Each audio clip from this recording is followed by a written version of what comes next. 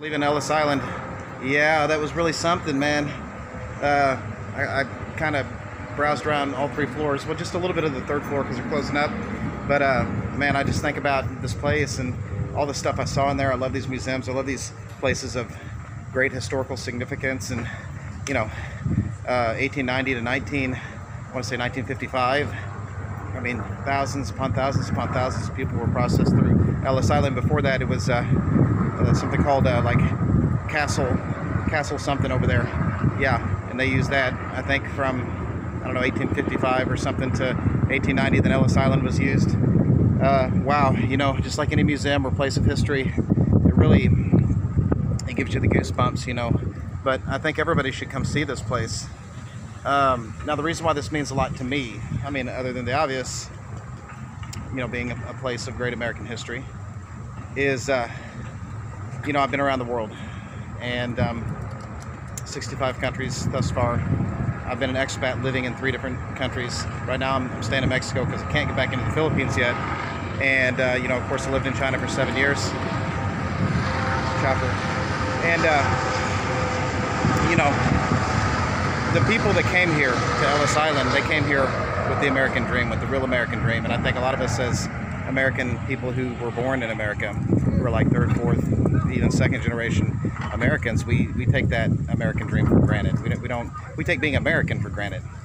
And I never really thought it was a big deal being American until I spent enough time in a foreign country and discovered how many people want to become one. Now I know everyone has a history. Not everybody came over here by choice. Some were brought on slave ships, across the Atlantic, even the Pacific, and even south of the border. Were brought into slavery. There were also, of course, Irish Americans, African Americans, slaves, indentured servants, whatnot, what have you. A lot of people were exploited, by laborers. A lot of them were exploited by laborers when they came over here. I'm talking like, the European immigrants that came to Ellis Island. Laborers really took advantage of them, paid them really poor wages, had them work in really bad conditions. They were not healthy. They had like really bad jobs. They're just totally exploited, like a lot of immigrants are today. North of the southern border, working on farms and ranches and all of that stuff. They're totally being exploited. Okay, so yeah, it's the same stuff's going on today. There's a lot of immigration issues going on today, just like there was back then, back when this place was open until it closed, I think, in 1955.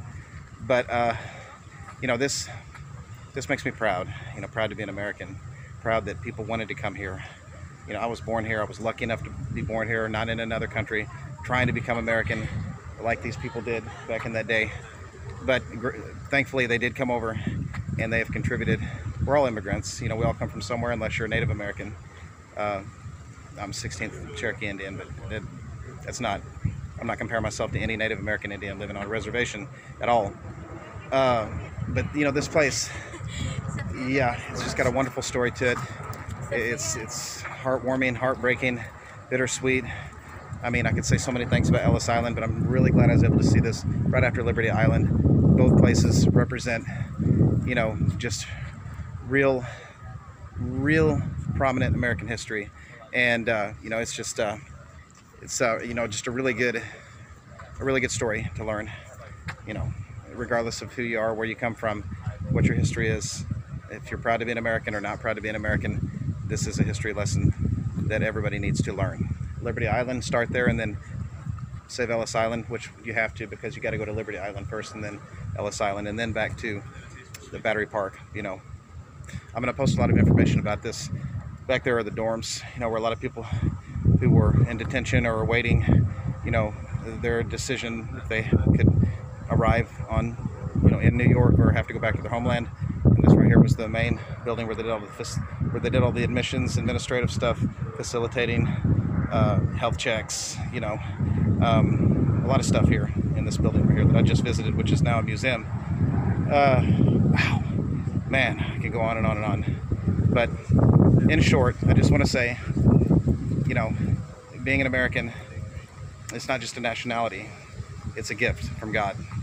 And all of us who are American, however way we became American, or if you're trying to become an American U.S. citizen, don't ever take it for granted, because so many people around the world, even today, not just back then, but even today, they want to become an American citizen. Okay, so if you are one, you should be grateful for that. Don't take it for granted. All right, New York City, Ellis Island, signing off. I love you all. God bless the USA. 4th of July is coming up in just a few days, which I guess is a really good time to be here, right? It's kind of neat. And yeah, so peace out.